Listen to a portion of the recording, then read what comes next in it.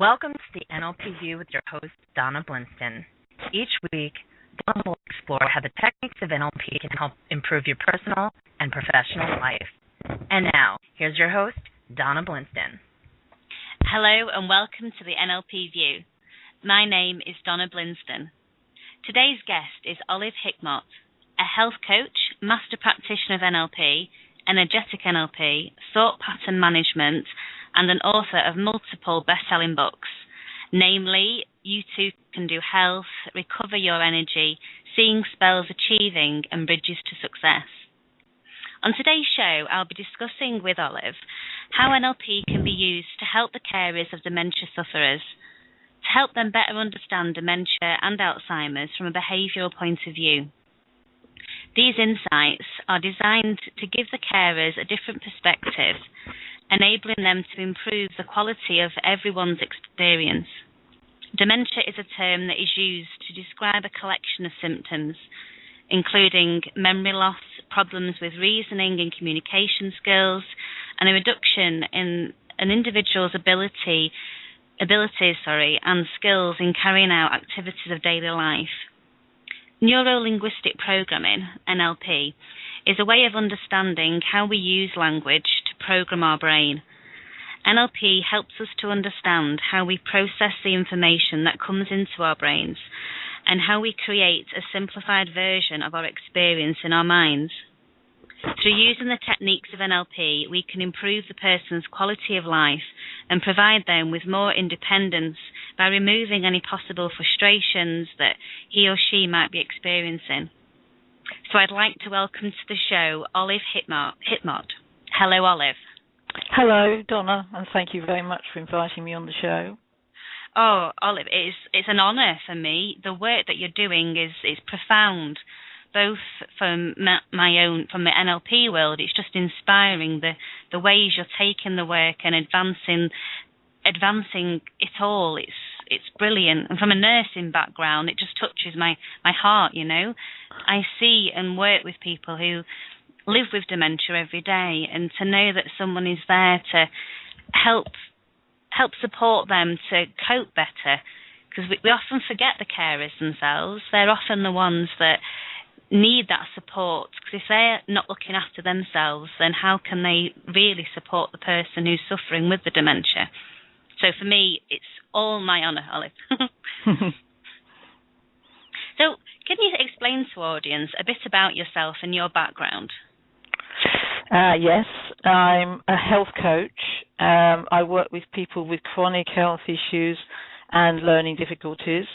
I started off life as a software engineer and became a manager and had a successful corporate life until 1990 when I started my own business.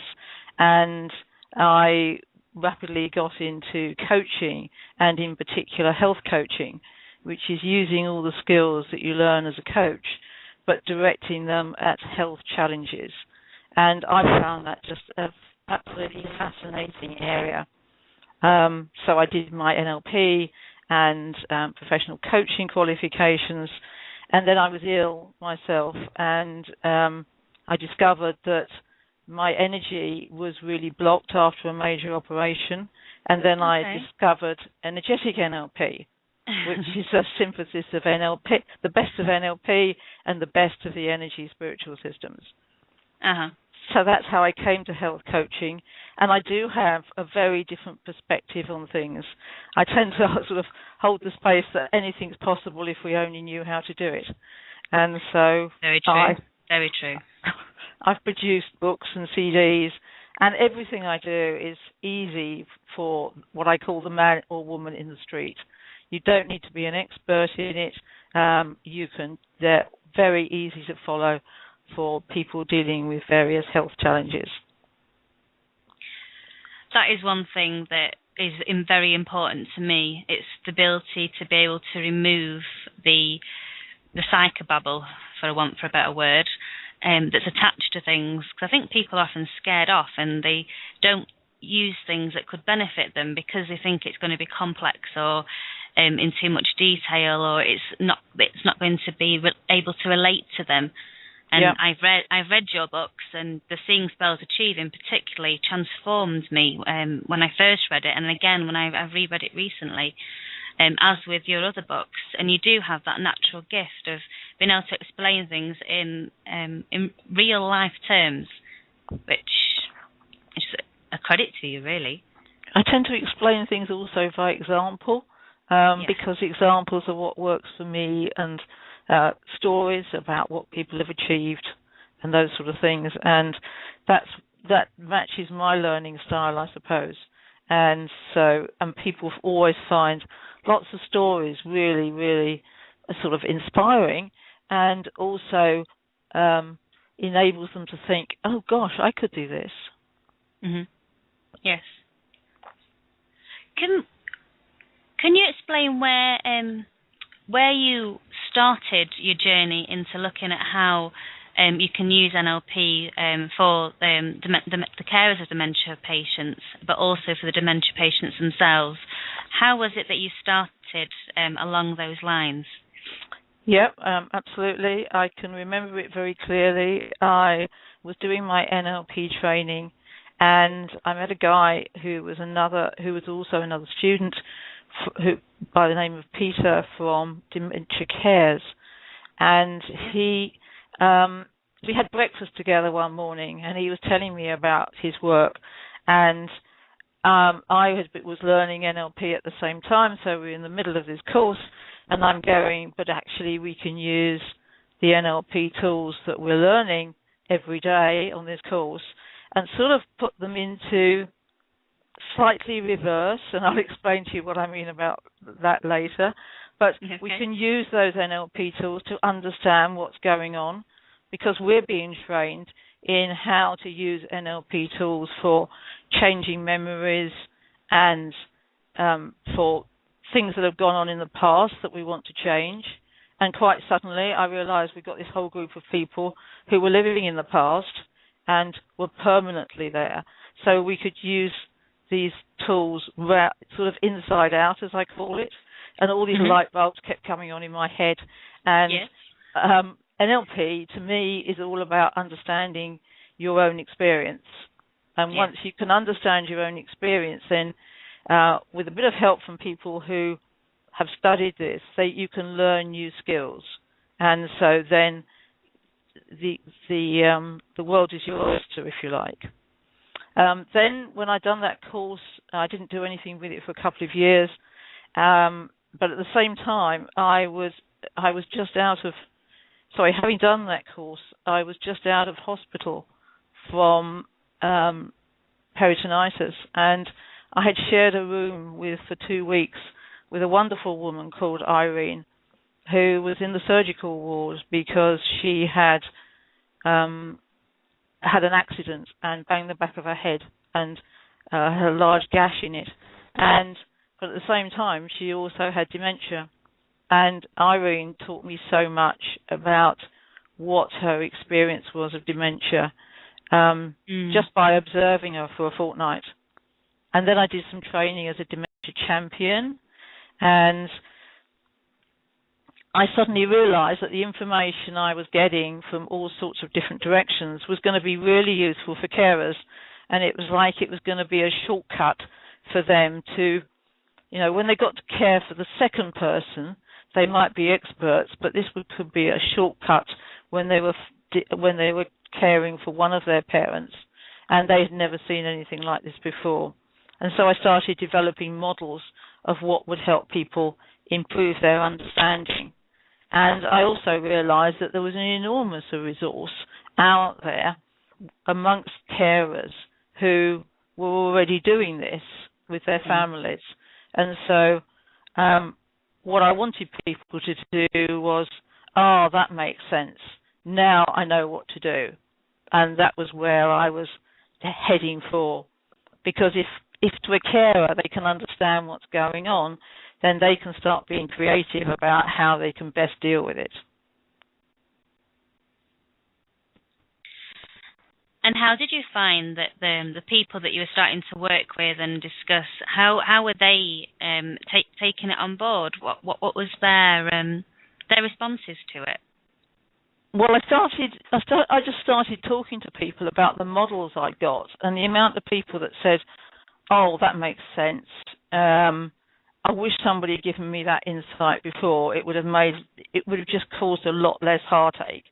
And I suddenly realised that the more we could do that, and the more we could feed back good ideas, then the more we could help the carers, and in turn, the more that helped the people who were struggling with dementia. And so we were sharing information that works, if you like. And this was nothing to do with sort of brain chemistry and degeneration. This was about behaviour. And in my experience, people have said to me here that the doctors are incredibly articulate about what's happening to my family, but it's all about science, and it doesn't relate to what I'm dealing with on a day-to-day basis about somebody who won't eat, for example. And basically what I was trying to do was to help people improve the quality of life for themselves and the people they were caring for in the autumn of their life, essentially. Would you mind sharing one of those models with the audience so that they can get a feel for the models themselves? Yeah. One of the first models, and this is slightly difficult to do on the radio, so what I want you to do is to imagine a 4-drawer filing cabinet. And you may have heard this analogy before, but it's quite useful. And so in the bottom drawer of the 4-drawer filing cabinet, you have all the information about when you were 0 age, when you were just born, up to 20 years old, say. In the next drawer up, you have 21 years old to 40. The next drawer up, you have 41 years old to 64. And in the top drawer, you've got 65 years old to today. That's just an example of the numbers to give you an idea of the 4-drawer filing cabinet. Now, all new information tries to come in the top of the drawer of the filing cabinet. But if you have been dealing with dementia for some period of time, let's assume that you haven't really got access to the information since you were 65 until today. So all new information will try and get into that drawer of the filing cabinet, but will be rejected, so it goes on the floor. And one of the things that people often say, one of the things that I've so often heard is people ask how old they are continuously. Well, when I was in hospital with the wonderful Irene, she had this question on her lips most of the day. And of course, I was getting over a major operation, so I hadn't got anything to do. And I do appreciate that's not the same place that the average carer is, but I got all the time in the world. And she used to say to me, "How old am I?" And I go, "Now, Irene, when were you born?"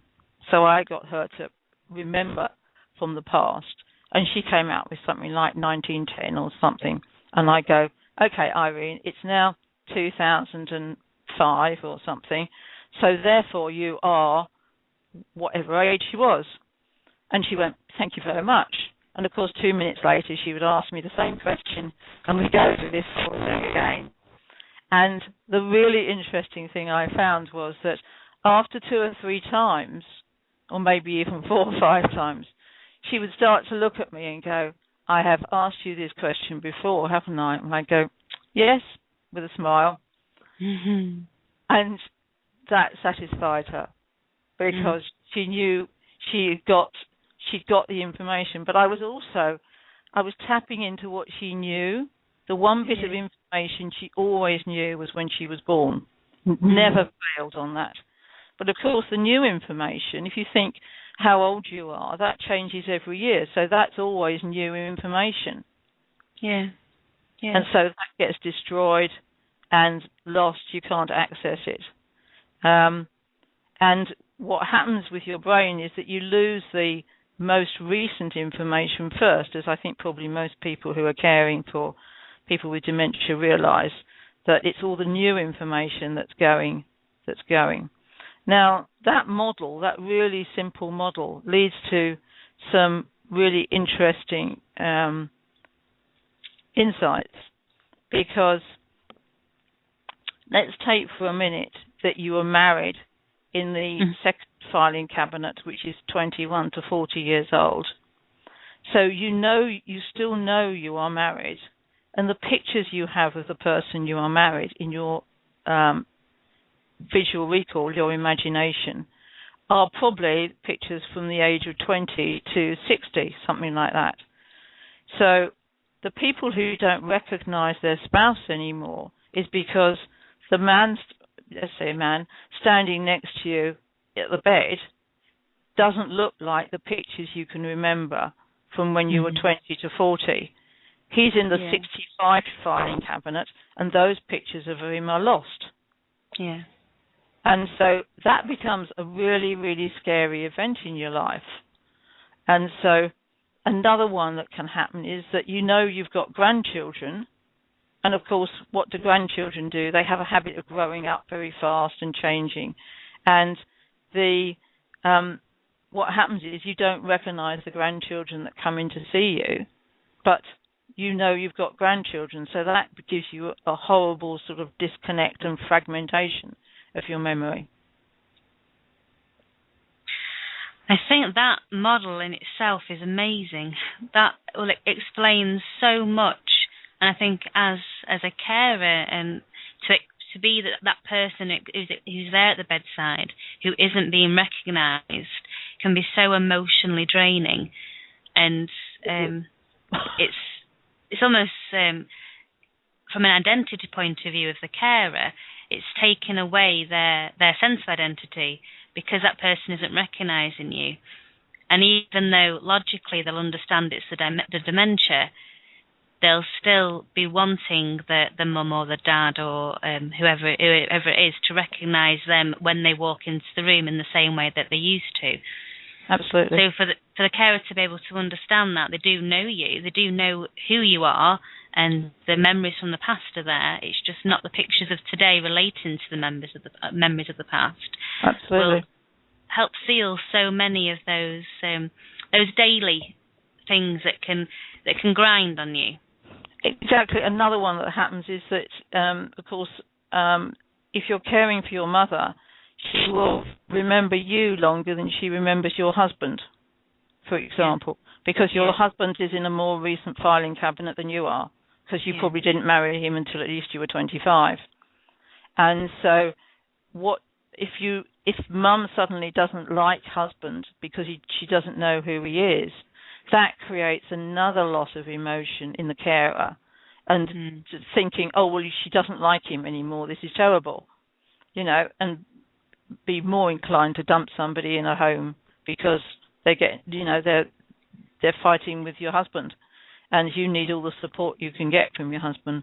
But once you realise it's a filing cabinet thing, it actually makes such good sense that you can go, it's all right, he's in the wrong filing cabinet. And it can also, it almost turns it into a humour. Yeah. And it's that humour enables you to cope with so many things. And because of the severity of it and the repetitive and almost mundane, which isn't not the nicest word, but it's that continuousness of the disease process, being able to laugh and to joke about what's happening and being able to say, you just stuck down in a different drawer.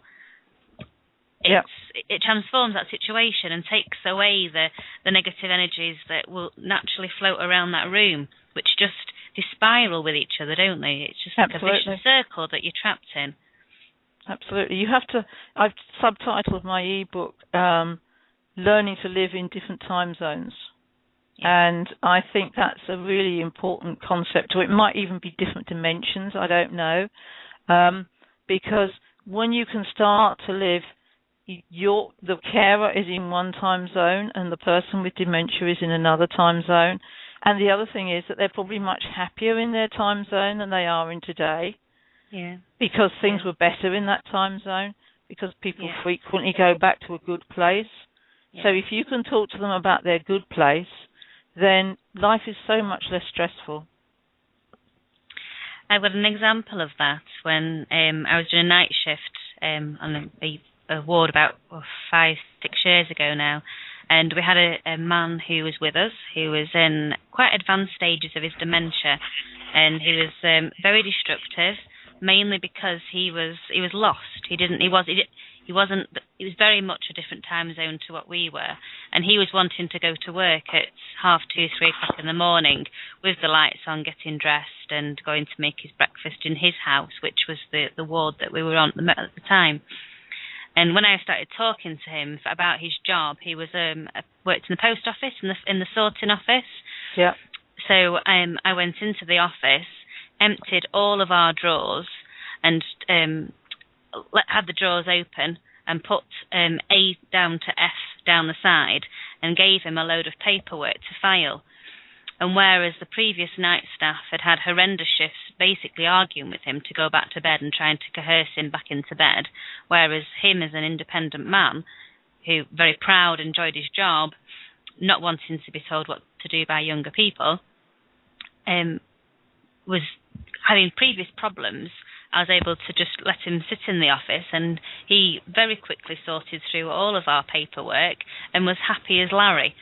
And because he'd been there for 2 or 3 hours, he was quite happy then to go and have a brew and a rest back in his bed at about 4:30 in the morning. Right.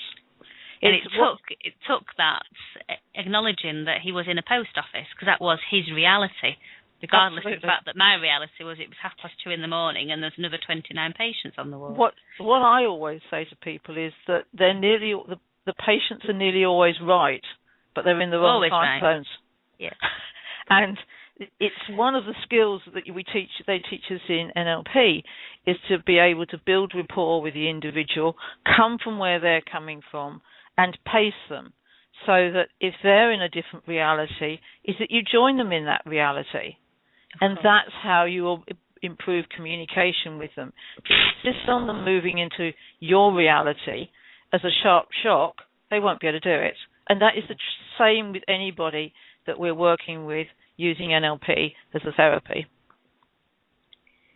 It's one of my favourite questions that that's within LP is of what has to be happening in their world for what they're saying to make sense. Yeah, and absolutely. As soon as you that applies to dementia, to teaching, to everything you can put it to, every context. As soon as you can step back from where you are and take yourself out of that situation and acknowledge that something must be happening for that person to be responding in that way. Absolutely. Take that second position. It transforms the communication and that respecting that other person. I think once I tell people they're going to be the patient's going to be right, and you just got to get used to this, and just be curious, because in some time zone or another, they are right. And once they start actually going down that curiosity route, the whole world changes for them, completely opens up. I talked to somebody recently whose father lives in the north of England somewhere, and he said he was having real problems talking to him. And he said, whenever we went to see him, it was getting more and more difficult. And after he talked to me, he said, okay, fine.